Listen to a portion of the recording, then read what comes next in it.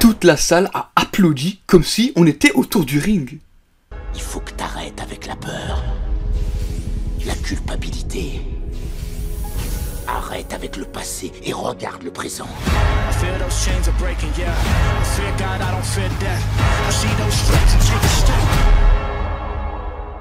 Bonjour à tous et à tous, j'espère que vous allez tous très bien. Aujourd'hui on se retrouve pour la critique de Creed 3 qui est sorti en salle ce mercredi. Et franchement, j'avais hâte de voir ce film. Mais alors Creed 3, qu'est-ce que ça raconte? C'est tout simplement l'histoire d'Adonis Creed qui prend sa retraite de boxeur et donc qui essaye de consacrer de plus en plus de temps à sa famille, à sa femme et sa fille, jusqu'au jour où un fantôme du passé décide de refaire surface et donc de reprendre la boxe et pouvoir ensuite devenir champion. S'ensuivent alors tous les conflits avec son ami d'enfance jusqu'à un affrontement. Pour résumer ce film, c'est une véritable claque, j'ai pris mon pied et c'était vraiment de la folie, c'était du feu, j'avais le cœur qui palpitait et maintenant j'ai envie de vous dire que j'ai envie de me battre. Et ça c'est fou quand même. A noter que c'est la première réalisation de Michael B. Jordan et franchement je trouve qu'il fait du très bon boulot. Les mouvements de caméra, l'ambiance, la cinématographie, la photographie, c'est super beau.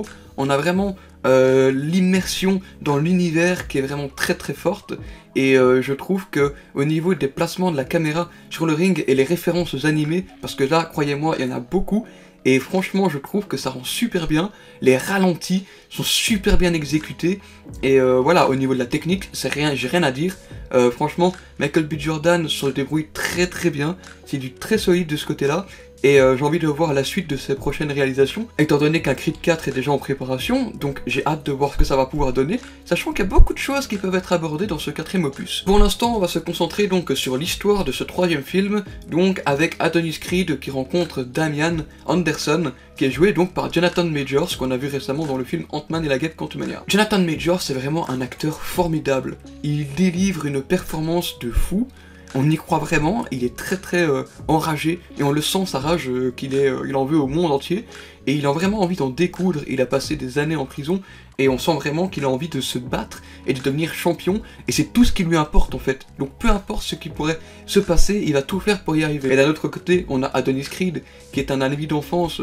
Bon, il y a eu un passé assez compliqué entre les deux personnages, et donc on sent qu'il y a vraiment ce passif qui pèse lourd sur Adonis, et donc qui va aussi avoir des répercussions sur sa famille par la suite, et sur sa carrière professionnelle également. Quand je parle de carrière professionnelle, je parle pas du fait qu'il soit boxeur parce qu'il a pris sa retraite, mais que on tente essayer de le faire tomber de très haut, sachant que voilà, il a tout gagné, il a une très belle vie avec sa famille, il est très bien dans sa vie, bref, voilà, il est très bien placé, et de notre côté, on a envie de le faire descendre pour essayer de faire éclater la vérité de ce qui s'est passé des années auparavant. Enfin voilà, par rapport à l'histoire, qui est une histoire vraiment très centrée sur la relation, le relationnel, et je trouve que ça fonctionne super bien. Les deux acteurs principaux, donc Michael B. Jordan et Jonathan Majors, sont tous les deux un taf monstre. Franchement, c'est le cas de le dire, hein, ce sont deux monstres dans ce film. Que l'alchimie, le fait que ça passe du très bon moment au début, et puis ça devienne un peu plus compliqué jusqu'au dénouement final, c'est vraiment quelque chose de très fort en fait. Enfin voilà, pour cette partie sans spoiler,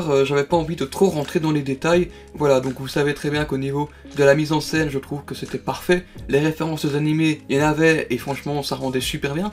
Ensuite on a aussi vraiment la relation, l'histoire qui est vraiment bien amenée selon moi également, et on a vraiment cet impact, je trouve, émotionnel, parce que je l'ai ressenti.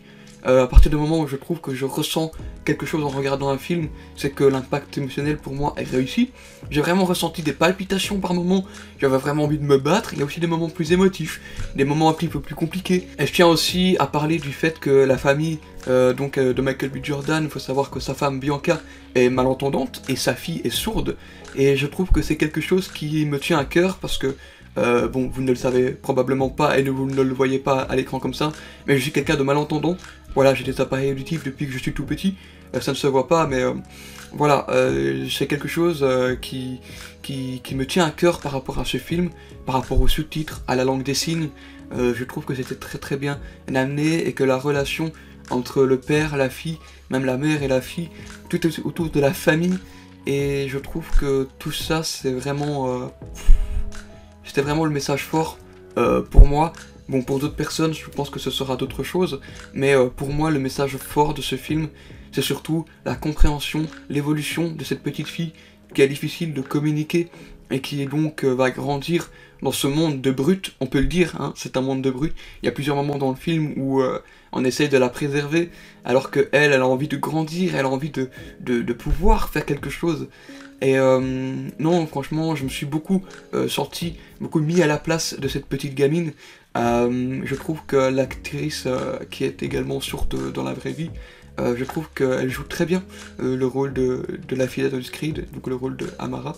Et voilà, donc de ce côté-là, c'est au niveau sensationnel, c'est vraiment quelque chose de très très fort. Et voilà, je dis tout le temps la même chose, mais je ne pouvais pas espérer mieux par rapport à ça. J'ai donc terminé avec la partie non spoiler, passons maintenant à la partie avec spoiler pour pouvoir approfondir tout ça.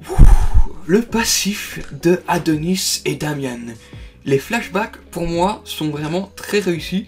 On a vraiment cette immersion en 2002 quand ils étaient adolescents, et je trouve que les acteurs qui ont été choisis pour jouer les rôles respectifs très très jeunes sont vraiment bien choisis pour le coup. On ressent vraiment la ressemblance d'un certain côté, mais aussi le caractère des deux acteurs qui sont très différents l'un de l'autre, mais qui sont très bien retranscrits sur leur version adulte. Je trouve que de ce côté-là, c'était vraiment fort, et donc la relation d'Adonis et Damian étant jeune, Damian a porté le chapeau pour pouvoir protéger Creed, et donc c'est lui qui a pris vraiment tout sur lui pour pouvoir aller en tôle, alors que Adonis a dû fuir, mais ça je pense que beaucoup de personnes l'auraient fait fuir, et donc c'est de là que vient tout ce problème du film, c'est que Damian est persuadé que Creed l'a abandonné, et donc n'a pas été là derrière lui pour pouvoir le protéger et essayer de le soutenir pendant qu'il était en prison. C'est intéressant de savoir aussi cette approche de l'histoire, sachant que Creed étant jeune était très proche de Damian parce qu'il le considérait comme son frère, mais en même temps, en grandissant, il avait envie d'oublier cette partie de cette histoire qui est vraiment très douloureuse, ce qui est compréhensible, et d'un autre côté, on a vraiment ce Damian qui n'est pas si méchant que ça, il en veut au monde entier parce qu'il n'a pas été soutenu en réalité. Le problème qu'il a avec tout le monde, avec Adonis et même les autres personnes, c'est qu'il avait vraiment envie de devenir boxeur professionnel et passer tout ce temps en prison sans que Adonis ne puisse lui écrire parce qu'il n'a jamais lui-même reçu les lettres que la mère d'Adonis lui avait cachées. Toute cette complexité du personnage de Damian, c'est que il avait vraiment envie de continuer à grandir avec son frère, mais il n'a pas senti son soutien de son côté, et donc il en voulait à la sortie. C'est vraiment un personnage qui, je trouve, était très bien écrit, il est bien amené, et il arrive, il sort de prison, il va essayer de retrouver ses amis d'enfance. Il l'a vraiment piégé parce que il lui fait croire que voilà, il voulait devenir boxeur professionnel depuis toujours, ça c'est qui est vrai, mais après il lui dit voilà, il s'est servi de lui en fait, parce que il lui dit clairement dans le film, une fois qu'il était devenu, bam, champion, bah il s'en fout maintenant, il passe à autre chose. On a vraiment ce personnage qui à la fois voulait le soutien de son frère de cœur, mais qui au final s'est senti trahi, et donc le rejette par la suite. Le fameux combat final où on retrouve donc ces deux protagonistes. J'ai pas envie de dire que c'est un antagoniste. Il est pas vraiment... Je trouve que Damian n'est pas vraiment montré comme un méchant dans l'histoire au final. C'est que c'est vraiment un mec qui est mal compris. Il a été mal aimé, mal soutenu. Et donc il se retrouve dans cette mauvaise posture. Ce combat final est vraiment grandiose. Les références aux animés, bon, je suis pas très calé en animé, hein, mais j'ai tout de suite su que c'était des références aux animés. La mise en scène, les décors, le moment où le stade est vide. Il n'y a plus que eux deux sur le ring et on n'entend plus que les coups qui se balancent comme ça, qui se tapent. On sent vraiment toutes ces émotions, toute cette hargne et toute cette rage qui réside dans chacun des deux protagonistes. Et donc c'est ça qui... Bah, j'étais accroupé à mon siège, je regardais et j'étais... J'étais bouche bée. Il y a vraiment tous ces détails qui reviennent. Et ensuite, il y a ce moment où il donne un point, mais vraiment un point en simultané. Donc mon pote qui était avec moi, il m'a dit que c'était une référence à Naruto. Et ouais, c'était très bien amené. Et ce point, comme ça, chacun se prend un coup dans la gueule et puis reviennent à la réalité. Et c'est ça aussi qui fait que... Il y a vraiment toute une certaine puissance dans ce combat. Adonis gagne le combat et à la fin du film, on a donc Damian et Adonis qui se retrouvent dans les vestiaires, ils se réconcilient, se rendent compte qu'en fait c'était pas la faute ni de l'un et de l'autre. Et je trouve que ça permettrait d'avancer et je pense que Damian sera présent dans Creed 4 et qu'il sera plus présent aux côtés de Creed pour pouvoir ensuite former les plus jeunes, et notamment la fille d'Adonis Creed. Bon, ça aurait été compliqué parce qu'elle est sourde, mais mis à part ça, je pense qu'elle a un bel avenir quand elle sera grande, possiblement, et qu'elle puisse devenir ensuite professionnelle. Je sais pas si ça existe des boxeurs qui sont sourds, mais je pense que ça peut être très intéressant d'aborder un point de vue de ce côté-là. J'allais aussi oublier d'aborder la maman de Creed qui décède dans ce film. Il y a tout un passage où on évoque le fait qu'elle a eu un AVC, donc la famille essaye d'être un peu plus soudée, ils essayent de la convaincre d'aller vivre chez eux pour qu'elle soit plus en sécurité, qu'elle puisse être secourue si jamais il y a encore un problème qui survient, et je pense que ça aurait été plus intéressant, forcément pour elle, d'aller vivre avec la famille, mais non, elle tient tête, elle préfère rester à sa maison, elle est fort attachée, elle dit qu'elle sait rester seule, que ça se reproduira pas, et finalement, ça se reproduit, et malheureusement, ça lui est fatal, elle est sur son lit de mort, elle discute avec Creed. On ressentait vraiment les émotions dans cette scène, et la mort de la mère de Creed est vraiment belle, enfin belle. La scène de son enterrement est plutôt belle, la musique qui l'accompagne, vraiment les focus sur la tête de Creed, sur la fille qui ne sait pas trop où donner de la tête aussi, c'est...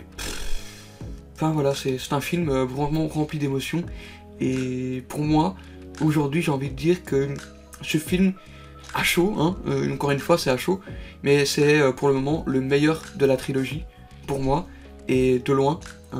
J'avais adoré les films de manière crescendo.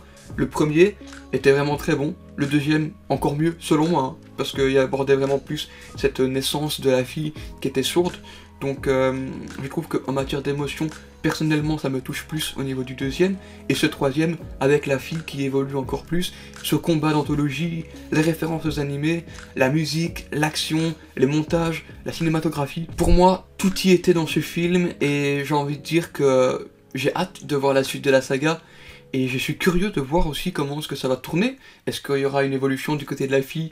Est-ce qu'il y aura encore un match retour avec Creed et Damian? Plus un combat amical et non pas personnel sur cette fois-ci. Voilà, c'était ma critique donc sur le film d'Adonis Creed, Creed 3. Et comme vous avez pu le comprendre, j'ai adoré ce film. Si je devais lui donner une note sur 20, je lui donne un bon 18 sur 20. Voilà, un film que je reverrai sans doute beaucoup de fois avec mon père. J'ai hâte de lui montrer ce film en allant sûrement le voir encore une fois au cinéma avec lui, revivre cette ambiance de salle qui était vraiment très forte, la tension dans la salle de cinéma. Je pense que c'est un film qu'il faut absolument voir au cinéma, comme tous les films de la saga. Voilà, c'est tout pour moi dans cette vidéo. J'espère que vous avez apprécié cette critique.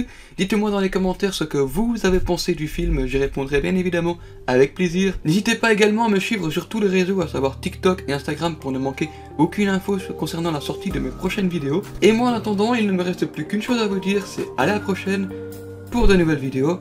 À très bientôt.